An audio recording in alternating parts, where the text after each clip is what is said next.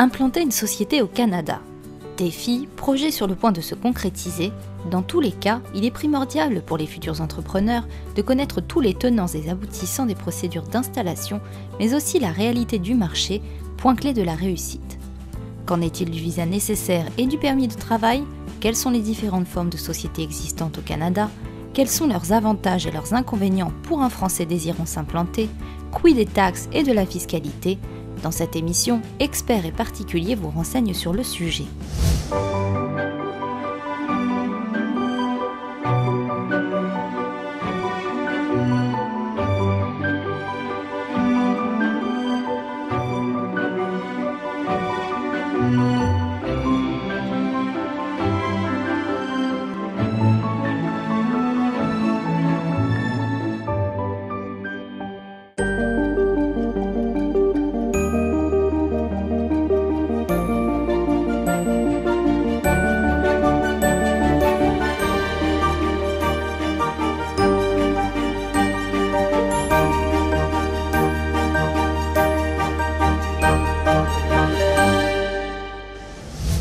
Si vous avez le projet d'implanter une société au Canada, la première démarche à accomplir est de faire la demande d'un visa entrepreneur.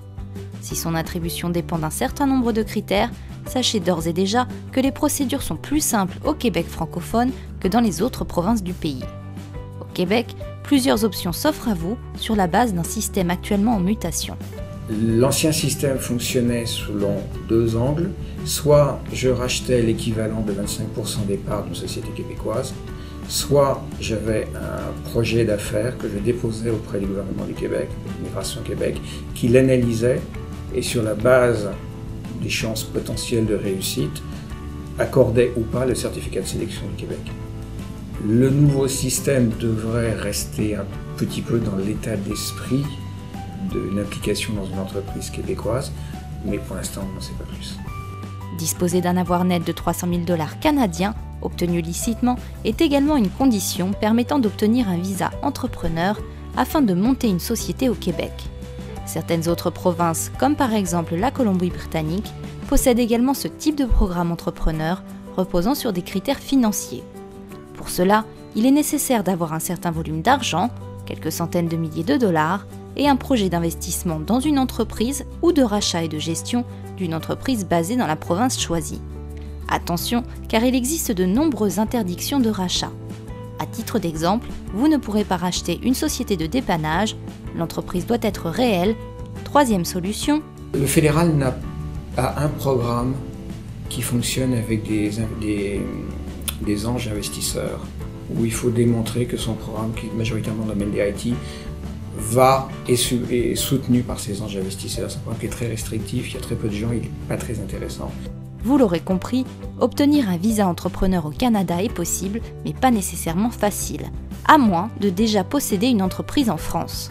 Si je suis entrepreneur, j'ai ma PME en France, et je souhaite me diversifier, ou le Canada fait partie de mon plan de développement, et dans ces cas-là, je crée une filiale au Canada, au Québec ou dans une autre province, et je peux bénéficier des dispositions du droit fédéral, qui s'appelle le transfert intra-compagnie, ce qui me permet d'obtenir un permis de travail d'une durée d'1 année, la première année, sur la base de mon plan d'affaires.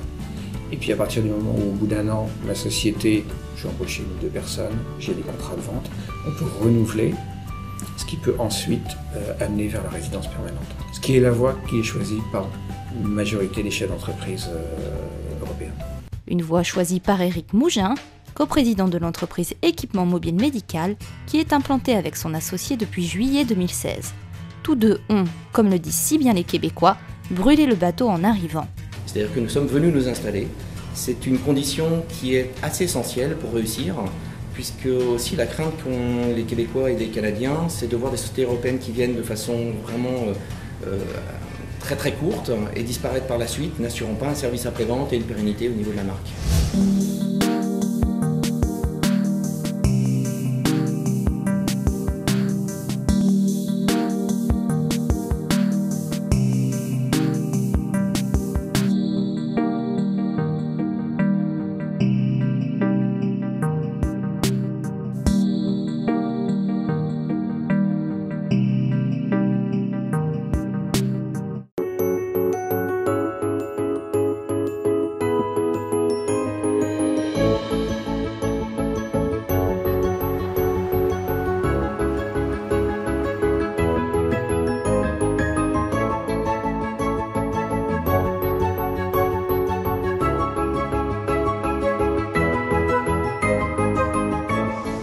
Marché à fort potentiel, faible concurrence, climat économique avantageux, facilité de communication grâce à l'usage du français et de l'anglais, le contexte est propice au développement de projets, à condition notamment de bien travailler son réseau.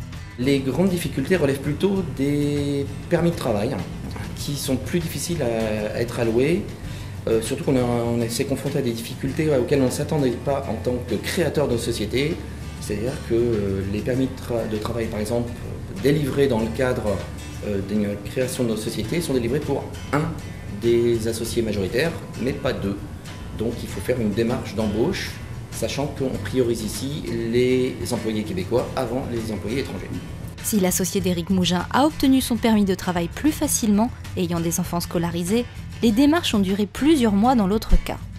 Pour obtenir un permis de travail plus rapidement, la création de la filiale d'une entreprise au Canada est, en général et malgré tout, une bonne solution, à condition de répondre à tous les critères requis par l'administration. Nous sommes une filiale mutualisée de 3 sociétés européennes. Mais si vous voulez monter une filiale et faciliter les permis de travail, il faut être salarié depuis plus d'1 an dans la société en Europe. Ce qui n'était pas notre cas, puisque nous avons créé en partenariat, en association avec des sociétés européennes, ici une filiale, et donc nous n'avions pas d'historique par rapport à ces sociétés. Créer une société se fait en 2 jours, comme je vous l'ai dit, ouvrir des comptes bancaires se font à peu près dans le même délai. La difficulté principale relève en effet surtout donc, de la façon d'obtenir son droit de séjour sur le sol canadien. Et ce que l'on pourrait conseiller, c'est de travailler ça depuis l'Europe avant de venir s'installer, et surtout plutôt de prévoir la création de sa société en fonction du permis de travail et pas l'inverse. Pour obtenir un visa entrepreneur, le reste de la procédure impliquera notamment un examen des antécédents judiciaires ainsi qu'un examen de santé. Son coût, environ 500 $ canadiens. Une fois en règle, les chefs d'entreprise pourront créer leur société sous 4 grandes formes différentes, au Canada comme au Québec. Les sociétés par action, les plus connues et pouvant être cotées à la bourse, les sociétés en nom collectif, les organisations à but non lucratif et les fiducies, entreprises permettant des transferts de patrimoine. Pour une PME arrivant au Canada, le plus facile est sans conteste de monter une société par action. Une forme choisie par la grande majorité des cas car elle dispose de nombreux atouts. Principalement, l'avantage de la société par action, c'est que c'est légalement différent de son propriétaire. Donc quand un propriétaire fait ses choses, même s'il y avait des problèmes financiers ou si l'entreprise avait des problèmes financiers, ben, ça ne contamine pas un et l'autre. Donc c'est séparé ensemble. Tandis que les sociétés en nom collectif, ben, c'est une déclaration fiscale, c'est la même. Il n'y a pas de séparation légale entre les deux. Donc un risque est plus élevé pour l'investisseur. Au Québec, il est plutôt recommandé de créer une société de droit provincial et non de droit fédéral. La société de droit fédéral, dont le coût est plus élevé en termes d'obligations déclaratives, sera intéressante dans le cas où vous souhaiteriez racheter une société présente au Canada, quelle qu'en soit la province, où il y a déjà beaucoup d'usines ou de bureaux. Plus chère à incorporer et opérer, elle requiert également une exigence fondamentale, au moins un quart du conseil d'administration doit être composé de résidents canadiens. La société québécoise, donc fondée sur la loi sur les sociétés par action, elle n'a pas cette obligation d'avoir une partie du conseil d'administration qui soit résident canadien. Plus facile à créer et plus facile dans sa gestion. Il n'y a pas, par exemple, vous n'avez pas d'obligation de capital social comme en France. Donc vous pouvez créer une société au Québec avec 100 $. Le capital social n'a pas la même valeur qu'en France. À l'intérieur de 48 heures, la société peut être incorporée, peut donc être créée. Vous avez le certificat d'incorporation qui est l'équivalent du cabis français. Et vous pouvez commencer à opérer la société. À ce moment-là, il faut également obtenir des numéros fiscaux, donc d'enregistrement auprès de l'Agence des revenus du Canada et du Québec. Et il y a une chose qu'il ne faut pas oublier, parce que très souvent cette formalité n'est pas faite, c'est que dès lors que on est un investisseur étranger, que l'on crée une société au Canada, quelle que soit la province, il y a une obligation de déclarer l'investissement au gouvernement canadien. C'est purement déclaratif, ça ne n'engage à rien, mais c'est une obligation que toutes les sociétés ne respectent pas forcément. Du côté des délais de création, ceux-ci seront un peu plus longs si vous souhaitez obtenir un nom commercial et non par défaut. Attention, au Québec, la charte de la langue française implique de choisir un nom en français qui aura une signification pratique et réelle. Si vous voulez monter une filiale de votre entreprise en France et que le nom est en anglais, Il faudra alors convaincre les fonctionnaires de l'Office de la langue française du bien fondé de votre choix. Pour le coût de la procédure, comptez quelques centaines de dollars de frais de traitement ou de dossier requis par les autorités québécoises. Là où il y a généralement un petit peu plus de délai, c'est si vous voulez obtenir un nom commercial. C'est-à-dire que par défaut, la société est créée, elle va être 1528 36 28 Québec Inc. Donc c'est très anonyme. Souvent les entrepreneurs, toute entreprise veut, je veux mon nom en France, c'est les Joyeux Bonbons SA, je voudrais avoir le même nom au Québec. Et là, à ce moment-là, vous tombez sous l'enregistrement de votre nom commercial, sachant qu'au Québec, il y a la Charte de la langue française, et donc votre nom doit être en français et doit avoir une signification pratique et réelle. Si votre nom est purement français, c'est pas un problème, mais des fois les sociétés françaises ont un nom anglais, auquel cas il faut traduire et convaincre un fonctionnaire de l'Office de la langue française que le nom anglais est bon. Pas oublier que la Charte de la langue française oblige l'affichage principalement en français, et l'affichage en anglais doit n'être qu'en second. Du côté des démarches administratives primordiales à effectuer lorsque l'on s'implante au Canada, la première est d'obtenir à votre arrivée un NAS, numéro d'assurance sociale. Loin du numéro d'assurance sociale français, le NAS canadien existe à des fins fiscales et bancaires. Il s'obtient auprès de Services Canada sur présentation du passeport et permis de travail. Le NAS est indispensable pour l'ouverture d'un compte en banque, pour percevoir un salaire, mais aussi pour payer ses impôts. Attention, ce numéro est à protéger, les cas de fraude étant nombreux. Dans le cas d'une création de PME, ce n'est pas à l'entreprise de s'enregistrer, mais bel et bien à l'individu qui l'a créé. Enfin, dernière étape sine qua non. Alors, RAMQ est la régie de l'assurance maladie du Québec, ce qui équivalent de notre sécurité sociale, qui gère les soins de santé du Québec. Après le permis de travail et le NAS, c'est la 3e visite obligatoire pour s'enregistrer, avoir sa carte Soleil, l'équivalent de la carte Vitale, qui donne accès au système de santé québécois. Il faut faire attention, à partir du moment où on est primo-arrivant, on arrive pour la première fois, on est soumis à un délai de carence de 90 jours. Donc ça veut dire qu'on peut parfaitement avoir son dossier d'ouvert à la RAMQ, mais on ne sera pas remboursé, on ne sera pas couvert par le système de santé. Donc soit l'employeur offre une couverture intérimaire, soit on prend une assurance intérimaire, soit, si on est français ou belge, il y a des accords de sécurité sociale entre le Québec et la France, et avec un certificat de détachement, quand on est français, on peut ne pas être sujet au délai de carence, et donc être couvert automatiquement dès le premier jour. Du côté de la fiscalité, si vous êtes français salarié au Canada. Le système canadien est un système de retenue à la source, et donc l'impôt est prélevé par l'employeur. Généralement, les payes sont bimensuelles. Sur chaque période de paye, un montant d'impôt est déduit directement de la feuille de paye. Et donc, en fin d'année, donc généralement avant la fin avril de l'année suivante, il faut produire une déclaration d'impôt, ou pour la majorité des salariés, à ce moment-là, il y a un remboursement d'impôt. C'est-à-dire que l'employeur prélève l'impôt au taux maximal, et généralement, lorsque l'on ajoute les éventuelles déductions qui existent, il y a un retour d'impôt. Les taux d'impôt au Canada, niveau fédéral et provincial confondus, sont globalement similaires à la France, compris entre 20 et 50% en fonction des revenus, avec quelques légères différences d'une province à l'autre. Dans le cas où vous ne travailleriez que quelques mois de l'année au Canada et que votre résidence principale est en France, sachez que la Convention fiscale Canada-France et Québec-France a pour effet d'éviter la double imposition. Bon à savoir, le solde de 180 jours de présence sur leur territoire n'est pas, à l'inverse des États-Unis, un critère déterminant pour la déclaration de sa résidence fiscale. Pour les chefs d'entreprise implantés au Canada, il est nécessaire de faire appel à un comptable pour effectuer les déclarations d'impôt de la société. Ces professionnels experts du marché et de la loi canadienne vous aideront notamment dans la mise à jour des déductions des frais, allant de 100% si la dépense engendre un gain à 50% pour les frais de représentation. Dernier point, la TVA dont le paiement peut être mensuel, trimestriel ou annuel.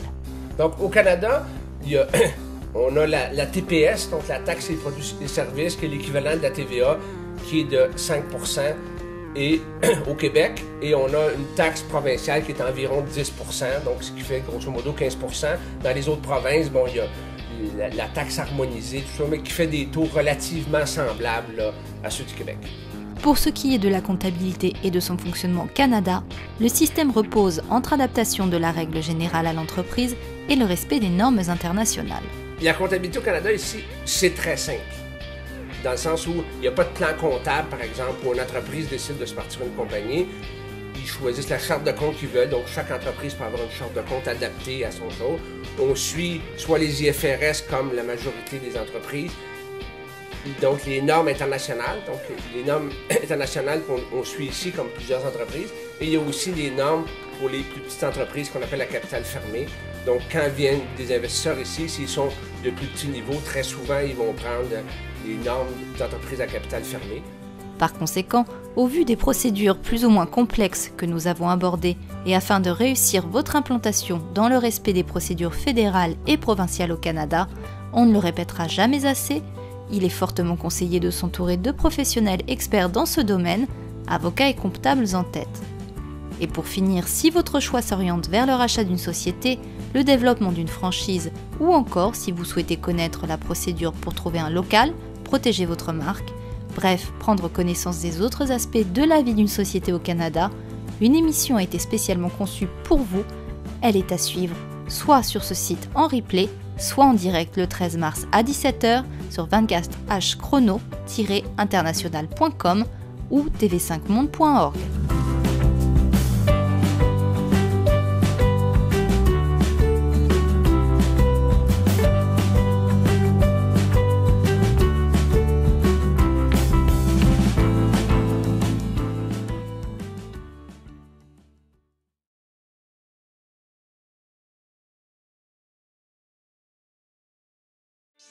Bonjour à tous. Vous résidez hors de l'Union européenne ou dans les dom-toms. Alors découvrez l'expérience Renault Eurodrive de transit temporaire. Vous savez, les plaques rouges. Pour commander et réserver votre véhicule, 2 possibilités s'offrent à vous. Vous pouvez le commander auprès d'un agent local ou le réserver en ligne sur notre site internet. Avec Renault Eurodrive, vous bénéficiez de la gamme la plus large et la mieux équipée du marché. Voilà, Renault Eurodrive, c'est une voiture neuve hors taxe, un service premium tout compris, et des équipes dédiées qui mettent tout en œuvre pour que vous profitiez au maximum de votre voyage. Renault Eurodrive, c'est vraiment l'Europe en toute sérénité.